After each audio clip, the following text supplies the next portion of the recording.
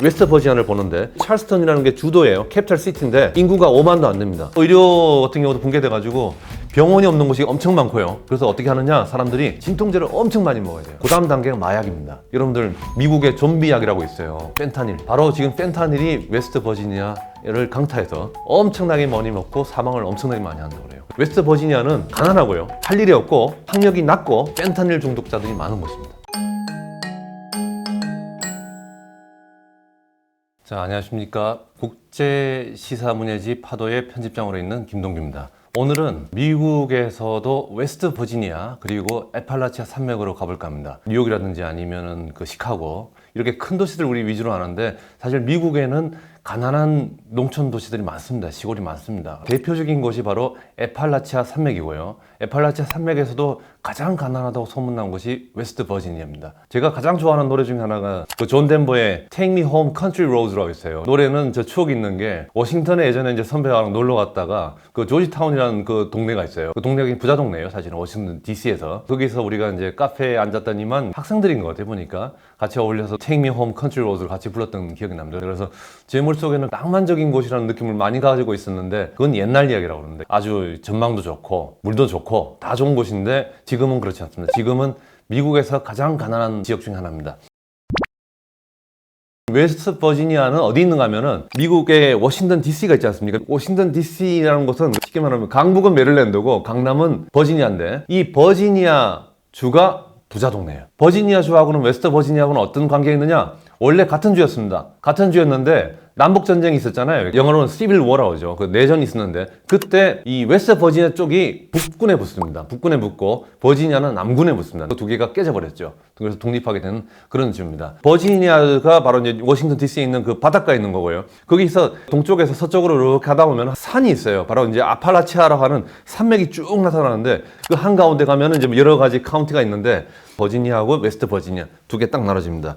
자, 이 두 개를 좀 비교를 해볼게요. 이 두 개가 얼마 차이가 나는가 하면 음악부터 다른데, 근데 미국에서 이런 말이 있더라고요. 보니까 이제 IT 기업에 취직을 하는데, 뭐 당신 취미가 뭐냐, 뭐 어떤 음악을 좋아하느냐, 이렇게 다 여러 가지 물어볼 거 아니에요. 물어볼 때 컨트리 음악을 좋아한다고 말하면 보통 다 떨어진답니다. 그 취향이 일단은 너무 촌스럽다 이거예요. 우리말로 뽕짝입니까? 트로트 이런 거 좋아한다 그러면은 이 사람은 그렇게 서구화된 사람은 아니군, 이런 느낌을 받는 거잖아요. 그게 똑같은 거예요. 미국의 트로트가 바로 컨트리 음악입니다. 웨스트 버지니아는 바로 컨트리 음악을 듣는 지역이라고 생각하시면 돼요. 오늘 제 차림이 굉장히 웨스트 버지니아답지 않은 옷을 입고 나왔는데, 진짜 제대로 웨스트 버지니아처럼 입으려면은 카우보이 모자 써야 되고요. 그리고 남자가 수염을 이렇게 안 기르면은 이렇게 깎고 있으면 이건 웨스트 버지니아적이지 않습니다. 머리카락도 빨갛고 붉은 수염을 가진, 그다음에 우락부락한 그런 게 바로 이제 이 웨스트 버지니아적인 겁니다. 시골적인 사람들이 가지고 있는 그 열패감, 그 패배감, 그다음에 불만, 이런 것들이 굉장히 심해요. 그러니까 미국을 잘 산다고 했을 때, 우리 미국 경제 좋잖아요. 그 미국의 그 경제 성장 대부분은 쉽게 말하면 캘리포니아 샌프란시스코에 있는 실리콘밸리 같은 데서 일어나는 거고, 미국의 자동차 산업이라든지 전통적인 산업 있잖아요. 철강 산업이라든지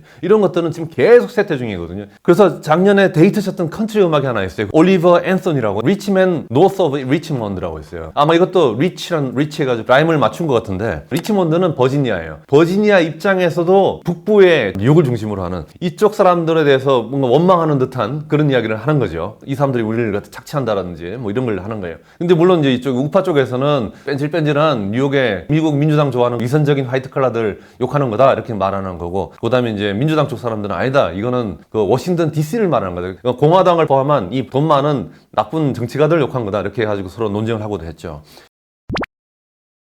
미국의 지금 산업은 실리콘밸리를 중심으로 하는 이쪽은 엄청나죠. 그 사람들 여러분들 생각하시면은 공장도 아니잖아요. 편안한 무슨 대학생처럼 입고 다니면서, 공장도 보통 캠퍼스라고 부르잖아요. 뭐 잘 쉬어야지 아이디어가 나오고 창의적으로 된다고 해서 휴가도 많고. 미국의 제조업은 원래 그런 곳은 아닙니다. 최근에 미국의 제조업이 얼마나 망가졌는지를 보면은, 미국은 워낙 뛰어난 나라니까 공부 잘하는 애들 몇 사람이 디자인만 하고 설계만 하면 되고, 직접 손을 가지고 움직이는 거는 뭐 동아시아 사람들 부지런하니까 이쪽 다 보내자, 아니면 유럽 애들한테 보내자 되는 거잖아요. 그래서 여러분들 애플 같은 경우, 옛날 같은 경우는 Made in USA라고 그랬을 거예요. 근데 요즘은 보면은 Designed by 애플입니다. 애플이 머리 써가지고 디자인을 할 뿐이고, 만드는 거는 중국 노동자들 이용해서 중국 본토에서 만들고 있죠. 그러다 보니까 이제는 석박사를 나가지고 공부를 많이 하는 사람 일부만이 돈을 많이 벌고, 손을 이용하고 발을 움직이고 몸을 움직이는 사람들은 예전 같지는 않는 거죠. 그래서 미국은 일반 노동자의 실질 임금은 80년 이후로 거의 늘지 않았다고 그러거든요. 옛날에 미국이라면 공부를 많이 안 해도, 고등학교만 나와도 건전한 정신과 건전한 건전한 몸을 가진 사람들이 중심이 되는 나라였다면은 이제는 고학력에 명문대학교를 나가지고 그런 사람들이 이제 중심이 되는 나라가 되어 있습니다. 그래서 미국을 갖다가 볼 때 토마 피케티라는 사람이 있어요. 이 사람이 쓴 그 21세기 자본에 의하면은 우리 보면 한국에서도 보수 진보 나누잖아요. 미국 같은 경우도 무슨 공화당은 보수고 민주당은 진보다 그러는데 이 프랑스 사람인 토마 피케티가 봤을 때는 아이고 무슨 진보고 무슨 보수야, 둘 다 똑같지. 둘 다 결국은 지배 계층이라는 거예요. 토마 피케티는 그 옛날 인도의 카스트 제도 연결시키는데 인도 카스트 중에서 최상단에 두 개가 있잖아요. 하나가 뭐면은 무사계급 출신인 크샤트리아가 있고, 이 사람들은 이제 물리적인 힘을 가지고 있는 사람들이고, 정신적인 힘을 가진 사람을 갖다가 브라만이라고 있잖아요. 브라만. 결국 차이는 물리력을 가지고 있느냐 아니면은 정신적 힘을 가지고 있느냐, 이 두 가지로 전 세계 선진 자본주의가 결국은 계속 정권 교체를 하는데 우리 일반 민중들을 봤을 때는 별 차이가 없더라. 이게 토마 피케티의 이야기입니다. 지금부터는 제 관점이에요. 미국도 가면 갈수록 중앙 관료 그룹이 강해지고 있어요. 그리고 중앙 관료라는 건 기본적으로 한국어 말하면 이른바 양반 계급일까요? 아니면 선비 계급일까요? 가방끈은 굉장히 길고 책 많이 읽었던 사람들, 말 되게 잘하는 사람들. 지식인 계급인데 이 지식인 계급이 기회가 생기면 또 관료가 돼요. 그래서 장차관을 하고 국회의원을 하고, 그리고 또 물러나면 다시 지식인으로 해가지고 또 강의도 하고 말이죠. 미국도 원래 300만으로 시작한 작은 공화국에서 지금 거대한 제국으로 지금 3억 몇천만까지 지금 올라커졌기 때문에 옛날처럼 타운에서 타운으로 그 로컬끼리 서로 자치를 하면서 언제까지 버틸 수 있을까? 저는 그런 생각을 하기 때문에 결국 미국도 지식인이 관료가 되고, 이 관료가 미국을 조금 더 통제해 나가는 국가로 변모하지 않는가. 그리고 변모하려고 지금 싸우고 있는 것 같아요. 옛날에 과거의 작은 리퍼블릭하고 또 미래의 엠파이어 간에 지금 싸우지 않나, 뭐 그런 느낌을 좀 받고 있는데, 그런 관점에서 여러분들 한번 미국을 보시면은 굉장히 재밌을 수 있습니다. 자, 에팔리아치 산맥을 갖다 조금 더 우리가 놀러 간다고 생각하시고 보시면 좋겠는데, 웨스트 버지니아를 보는데 여기는 일단 첫 번째 가시면은 사람이 굉장히 없습니다. 찰스턴이라는 게 주도예요. 캐피탈 시티인데 인구가 5만도 안 됩니다. 아주 작습니다. 사람이 거의 없고요. 땅은 엄청나게 크고요. 그 다음에 온통 산이고요. 여기는 옛날에는 그래도 좀 잘 살았대요. 인구도 좀 있었고. 그 이유가 뭔가 하면은 그 철광촌이죠. 도시가 만들어지면서 옛날에 좀 번성한 적이 있었다. 이 철광 산업을 이렇게 생각하시면 돼요. 에팔라치아에 있는 그 웨스트 버지니아 북쪽으로 가면 이제 광맥이 나타나죠. 나타나는데 조금 더 가면은 철광의 메카인 피츠버그가 나옵니다. 피츠버그가. US 스틸이라고 미국에서 가장 큰 철광 그 산업. 우리 말하면은 포항이죠, 포항. US 스틸이 있는 곳이, 본사가 있는 곳이 바로 피츠버그고요. 그래서 피츠버그는 미식 축구팀 이름도 피츠버그 스틸러스입니다. 스틸러스. 그러니까 강철 사람들 뭐 이렇게 되는 거죠. 예. 그래도 피츠버그는 대도시니까 좀 버티고 있는데, 산 속에 있는 웨스트 버지니아 얼마 못 썼는지 생각하면은 기대 수명 있잖아요. 우리 평균 수명.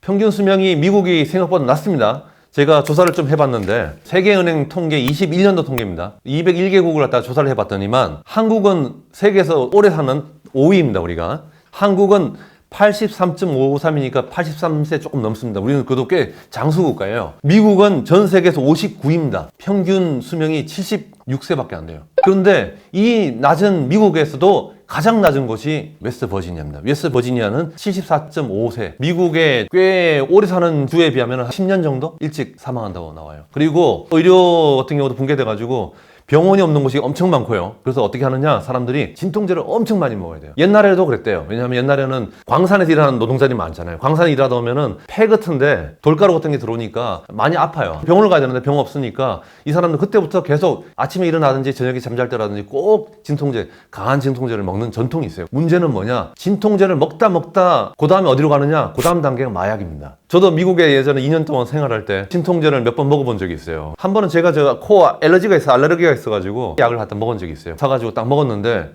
이제 새로운 신세계를 발견했습니다. 먹고 나니까 갑자기 인생이 밝아지고 마음이 행복해지고 24시간 동안 몸에 힘이 나가지고 공부도 너무 많이 했어요. 근데 막 책을 읽어도 지치지도 않아요. 머릿속에서는 영감이 막 돌고, 뭔지 모르지만 굉장히 하이라고 하죠. 이쪽에서 마약하는 사람들 하이라고 그러는데 그 하이 같은 느낌을 좀 받더라고요. 그래서 받다가 24시간 딱 지나가니까 갑자기 푹 꺼져요. 약효가 딱 떨어지니까 툭 꺼져가지고 갑자기 학교 가기 싫고 일하기 싫고 막 그런 느낌 들더라고요. 그래서 그때 제가 느낀 게, 마약은 아니지만 굉장히 마약에 가까운 그 경계선까지 가는 약들이 꽤 있구나. 두 번째는 이 맛에 사람들이 마약 먹는구나. 그러니까는 그 가끔 보면은 또 코 알레르기 생길 때마다 한 번 더 먹어볼까 이런 느낌이 자꾸 들더라고요. 유혹을 느끼는 거 봐가지고. 여러분들 미국의 좀비 약이라고 있어요. 펜타닐. 바로 지금 펜타닐이 웨스트 버지니아 버지니아를 강타해서 엄청나게 많이 먹고 사망을 엄청나게 많이 한다고 그래요. 그래서 웨스트 버지니아의 사망률을 높이는데 바로 펜타닐도 기여한다. 그러니까 웨스트 버지니아는 가난하고요. 할 일이 없고 그 다음에 학력이 낮고 그리고 펜타닐 중독자들이 많은 곳입니다. 그리고 이런 사람들은 지금 굉장히 화가 나 있기 때문에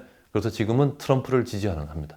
예전에 광산이 잘 돼가지고 돈이 좀 있을 때만 해도 광산이 있으면 광산 노조가 있잖아요. 그래서 여기가 원래 미국 노조가 탄생지 중에 하나예요. 미국 노조의 탄생지다 보니까 당연히 강력한 전통적인 미국 민주당의 텃밭이었는데 지금은 바뀌었습니다. 지금은 거꾸로 미국 공화당의 텃밭이고 트럼프 같은 경우가 이기면은 보통 30% 차이로 이깁니다.